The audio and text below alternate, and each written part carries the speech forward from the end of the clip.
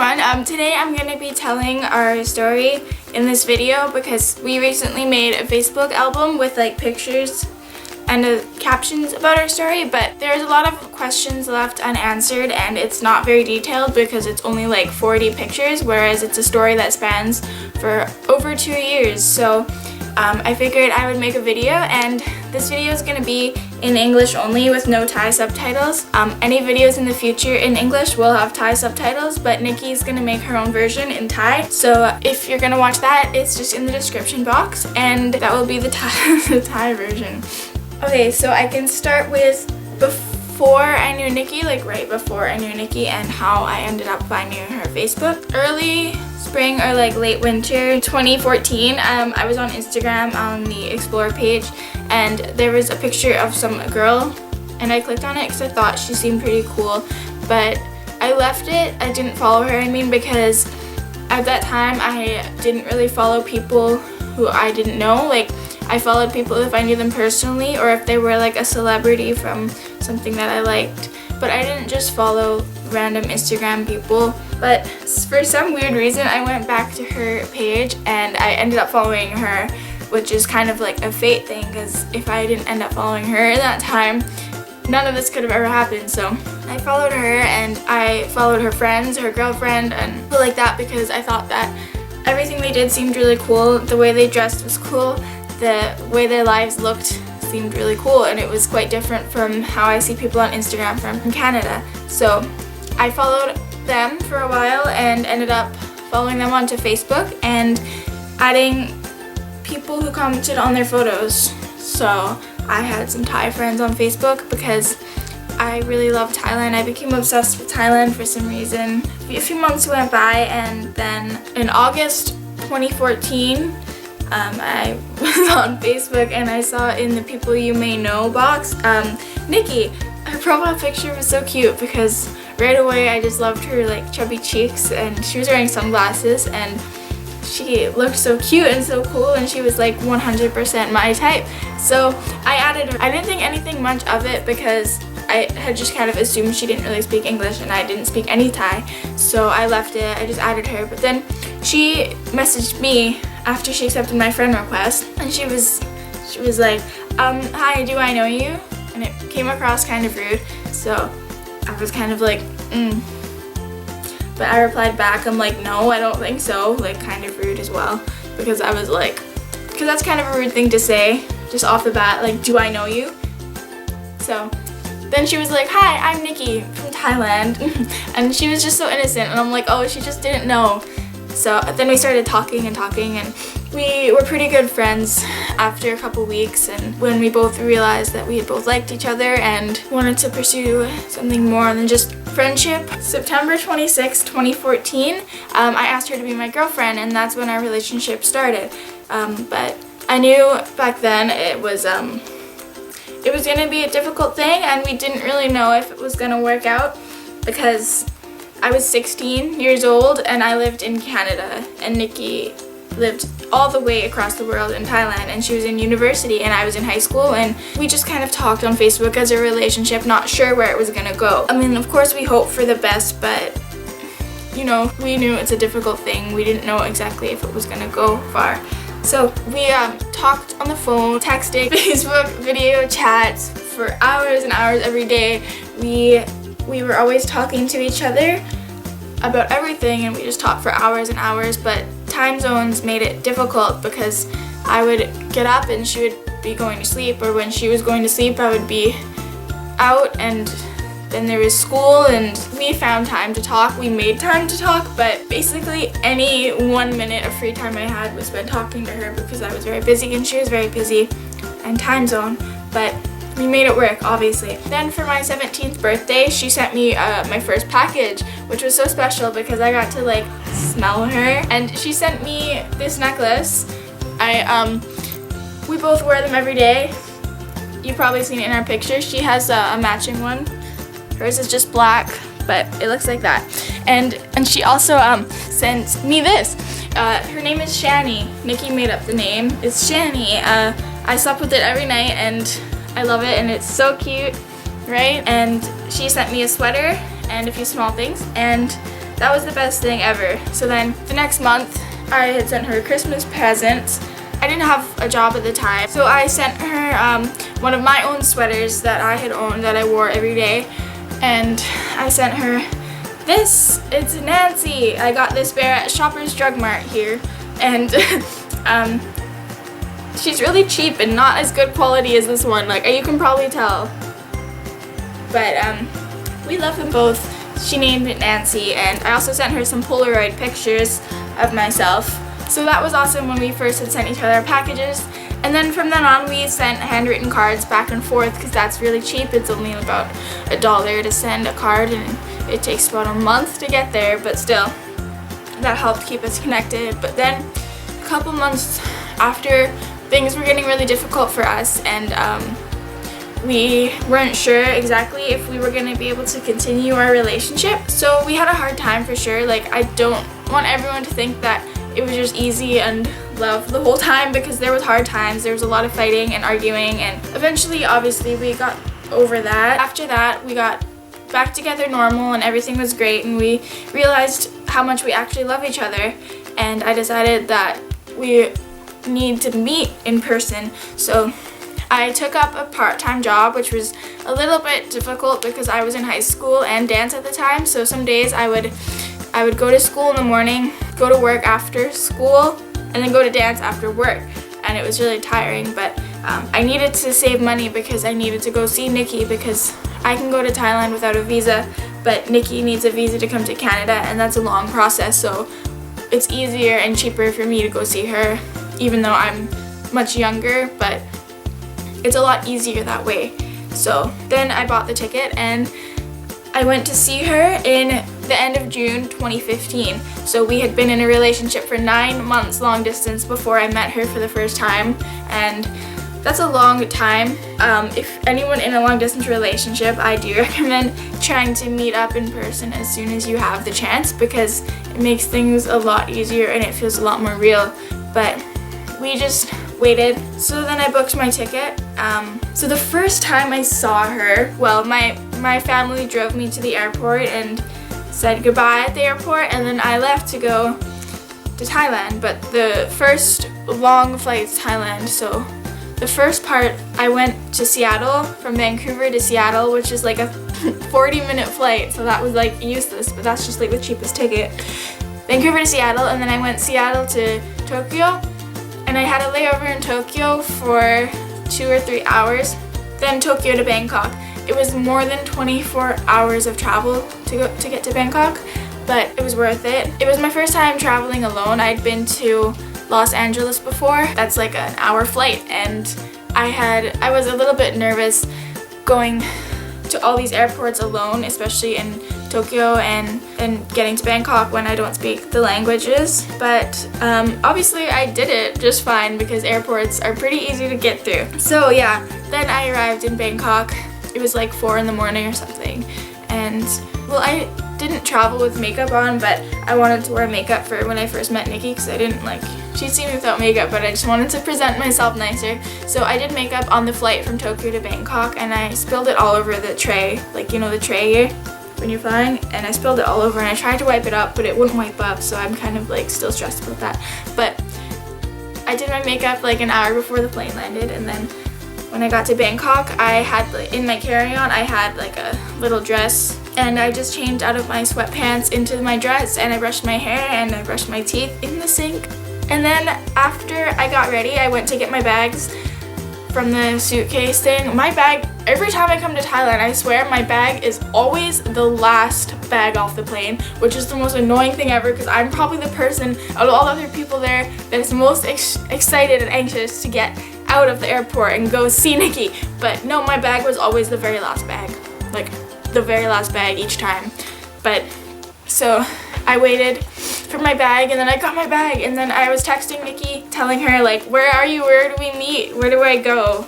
So then I left the baggage area and went out to the airport, and it's huge. I didn't know where to go, so I just kind of waited, and then she called me and she was like, come this way, a little more this way, and she was with 2 of her friends, and I just walked, and then I see her friend literally waving at me. She's like, and I'm like, why am I seeing you first? Where's Nicky? But then she's like, I like come this way and then I see Nicky. So then I run and give Nicky the biggest hug in the whole entire world that I've ever given to anyone in the world. And luckily that was caught on camera, and that's a very special video for me, and it was the best moment in my life, and I'm very lucky that we got that on video because we get to watch it and just remember how amazing the moment was when we had first met. So after that, then it was like early morning Bangkok. We took a nap at the hotel, and then we went out. We walked around Bangkok a little bit and ate food with her friends and kind of hung out in Bangkok, and it was really fun. We took a bus back to Nicky's hometown, and it's like 6 hours, so it was a pretty long ride. But then we got back to her hometown. We went straight to the hotel because it was really late. It was, what was it? It was after midnight, right? Yeah. It was like 3 a.m. when we got back there. So we went to the hotel, and then the next day we went out. I got to see her town. I got to go meet her family at her house. I didn't stay at her house just because it's very hot in Thailand, as people know, and they don't have air conditioning because they're not weak like me. And the hotel has air conditioning, and Nicky just thought it would be more like comfortable. So we got to do a lot of fun things in Thailand and spend a lot of time with her family and her friends, and then we had to go back to Bangkok because then I had to, ooh, there's a big stain on my shirt. I'm not wearing this shirt, babe. And then so we went back to Bangkok to fly me back to the to get me back to the airport to fly home. And that was obviously really sad because I didn't want to go home, and there was a lot of crying. And so then because her family drove us to Bangkok instead of taking a bus, they drove us, which is very nice, and that was more comfortable than a bus too. So then we stayed at a hotel for one night, and then the next day I had to go to the airport to go home, and I didn't want to go home, right babe? And then so we got to the airport, and I had to say bye and stuff, and it was like the most difficult goodbye because the first goodbye is probably the hardest because it's like we were only together for 3 weeks, like why do I have to go? Then I had to go home to Canada, so then I had to take the plane back to Tokyo to Seattle, Seattle to Vancouver, and then my family picked me up in Vancouver. And I was like literally crying the whole flight home, like each flight, it was awful. And the flight there, it was like it went by so fast because I was like so excited. But the way home, it was so slow, and it's like I would check how long it's been, and it's only been like an hour, and the flights were like 10 hours, 6 hours, and then an hour. So it's so much flying. It's like so it was like painful. So yeah, then after that we were back to long distance for another 4 months, but I got back mid-July, and we decided we can't be apart from each other for that long. So we actually knew for a long time that we were in love with each other, and so then we decided to be engaged. We didn't know exactly when we were going to get married, but July, when I came home from Canada, we got engaged. Only my closest family and friends, and at that time we didn't want to make it public just yet.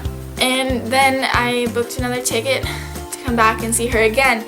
This time it was after 4 months, so another whole 4 months long distance. It was awful. It was too long. And then I came back to see her in November, just after my birthday, so I had just turned 18. Then I came to see her for the second time. We also have a video of meeting for the second time, but it's not nearly as special as the first one because it's obviously the first time meeting, so special. And then we traveled so much the second time. We went all over different places in Thailand. We went to an island. We went all over everywhere. Like it was like I've been to everywhere except for northern and southern, but like any sort of landmark in between like central Thailand to like northeast Thailand, I've been there. Thank you to Nicky and her family for taking me. So we also announced our engagement publicly when I came in November. We got a lot of good response from that, and although we didn't know exactly when we were going to get married, we planned to get married early 2016 because after I got back from Thailand the second time, we were going to apply to get Nicky a visa for Canada so she could come visit me. So that's what we did. So eventually, you know, I was there for 3 weeks. I went home again, and then we applied to Nicky's visa, which took about a month to get. We prepared for it for a little longer though, a little over a month, so the whole process was probably 2 months to do her visa. But then she did get it, which was amazing because we couldn't do anything or plan anything without her visa. So she got her visa, and then I got to book another ticket, but I had to go back to Thailand another time because it was Nicky's university commencement ceremony in March. So I went for that, but the super exciting part was I booked a ticket, me to Thailand, and then from Thailand, Nicky and I both come back, so 2 tickets there, and then from Canada to Thailand, Nicky goes back because she had to go back home afterwards because she has her family and her life and she wasn't planning on staying in Canada after the wedding. So anyway, so then time passed. We only had like 2 months to plan our wedding, but my grandma mostly did everything. She set up everything and decorated everything, and our wedding turned out really well for being planned with such a short time. And then I went back to Thailand in March, and I only stayed for less than 2 weeks instead of the usual like 3.5 weeks. So I went there and we had her commencement ceremony, and after that we had like 2 days, and then we went to Bangkok, and then Bangkok to Canada. It was so exciting. Nicky was so nervous to fly and stuff because she'd never flown that far before, but I told her I know the way, I'm good, because that time the layover was at Guangzhou airport, which is I want to say it's one of the biggest airports in the world. It is terrifying because once we got off the plane, like when I came and when I went back to Canada, you have to take a bus for like 15 minutes to get to your gate, and it's scary, I don't know. But we flew to Bangkok to Guangzhou. We didn't have a long layover in Guangzhou, so we were a little bit rushed. It was probably less than an hour. We went on our plane from Guangzhou to Vancouver. And when we landed in Vancouver, it was so exciting because my family was there waiting for Nicky, and they've been hearing about Nicky for almost 2 years at this point without actually knowing her personally. They talked to her on Facebook and stuff as well just to get to know her, but they've heard so many wonderful things about her and seen so many pictures of her and I, but they have not yet met her, so they were so excited. So yeah, we landed in Canada. We had to split up, which sucked because Canada passports this way, foreign passports this way, so Nicky was very nervous to be alone, but it ended up being okay. And then we got to see my family and they were so happy and stuff, so then we drove back from the Vancouver airport back to my home and showed Nicky all over my home, all over my little city, and showed her where I live, where I went to school. I showed her everything, and she fell asleep in the car ride because she was so tired, and I'm like, poor thing. But yeah, and then a couple weeks later, she landed March 26th, and then a couple weeks later, April 5th, was our wedding. It was the best day ever besides meeting her for the first time. It was a very nice wedding. Only my close family came because it was very small, and we got to have lunch at a Japanese restaurant, and we literally had like everything off the menu, and the restaurant was closed, so we were the only people there, and it was very awesome. We got married in the Harrison Hot Springs Hotel, which is a very beautiful hotel, and then Nicky and I, for our honeymoon, we stayed in the Harrison Hotel for another couple nights. It's a very small honeymoon, but it was very amazing because we got a spa treatment from my dad, and they have hot spring pools there, and they have a fancy restaurant and a morning buffet for every morning, for each morning. So we got to go to all that, and it was really fun and really amazing. Then after that, we went back home, and then we had a couple more weeks until Nicky had to go back to Thailand because Nicky was only supposed to be in Canada for about a month. So we were very sad, again crying and stuff, because now we're married. Like, why do we have to be separated again? It's so difficult. We talked to my family and made a decision that we're not going to use Nicky's plane ticket, and we're going to keep her here in my house with my family because we couldn't bear to be apart again. It's very difficult, and it's very lonely, and it's very sad. As other people who are in long distance probably know the feeling. We just kept her here. We didn't use her ticket. Then we decided to apply for her Canadian permanent residence through spousal sponsorship. So basically, it's a huge application, like this thick of paper, and it's so expensive. But it can take about 2 years to get. We applied in July 2016, so it could be another it could be until July 2018 so it could be another year and a half still, but it's okay, we're waiting patiently. She's actually just got her work permit, which is the first part of getting Canadian residency, so that's very good. She can start working now. She's looking for a job, so that's so good because I was working full-time even while she was here. She usually stayed home while I was at work, and I made all the money for us, for our groceries, our car, and everything, clothes and stuff. So we were a little tight on money for quite a while because having only one person who works a minimum wage job, making income for 2 people, it's quite difficult. So having her work permit come in is very good because that's going to help us out a lot. We're going to be finally able to save money. She's been here almost a year, since March 26th, and now it's middle of January 2017. So yeah, time's gone by so quickly, and we really did make the best decision having her stay here. Like I said, it's expensive to apply for residence, but it would be more expensive if I continued to go back and forth to Thailand. Those tickets are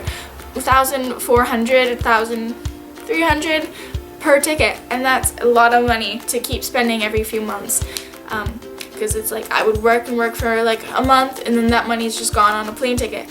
Like there was no money left over. So now we're patiently waiting for her immigration. Like I said, it will take a while, but it's okay because she's allowed to work here, which is really helpful, and we're happily living together here in my house. My family supports us very much, and they let us live here rent-free for the moment as we're financially tight. So thank you to them, and everyone in my family really supports me and Nicky. Same with Nicky's family. All our family, all our friends, everyone who we know supports us. There's not been any negative people besides people on the internet, but that's obviously part of putting ourselves out there so publicly. So we really feel so lucky and so happy to be in the situation we are now and to have made the decision that we made. If you're in a long distance relationship, my advice would be just don't give up, and people will say negative things.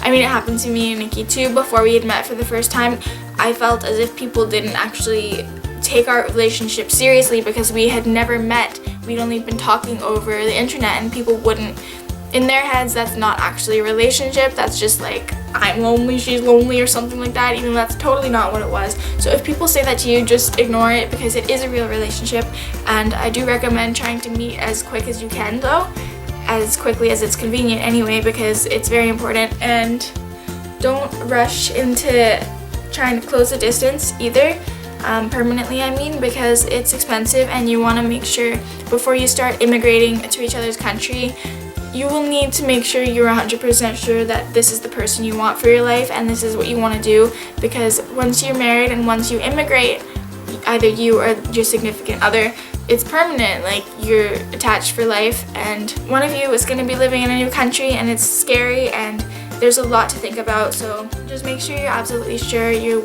want to do it. And also, my other advice is to not give up, because it is the most difficult type of relationship, I think, long distance, because you just miss each other so bad, and you just, like, even if you just go out and you see other couples on the street, it's almost like you get mad because it's like they don't understand how lucky they are. They're just holding hands, but it's like they don't understand how lucky they are to be able to touch each other. They don't understand how I feel, how I wish I could be like them. I wish that Nicky wasn't so far, and all this stuff. Everyone in long distance feels the same way about that stuff, so you just need to stay strong and not give up, because if you want it bad enough, and I promise it will happen, it will take a lot of time, it will take a lot of patience, a lot of money, it will take a lot of work, a lot of commitment, but if you really want to be with this person, you will. You just have to wait, and you just have to work hard, and you don't give up, and it will happen, I promise. And just take it from us that long distance is beatable, and you can close the distance, and you can live happily ever after. So thank you everybody for watching and sharing all your stories with us. It's been really nice, and we do plan to make a lot more YouTube videos this year. Our next video, after Nicky's version of this story in Thai, our next video is going to be dyeing Nicky's hair, because she recently dyed her hair from black to gray, and we did it at home and we filmed it, and it's not the best quality video, but it's fun and it's cute. So yeah, I'm done. I'm just saying bye. Come here. See? Happy. Bye.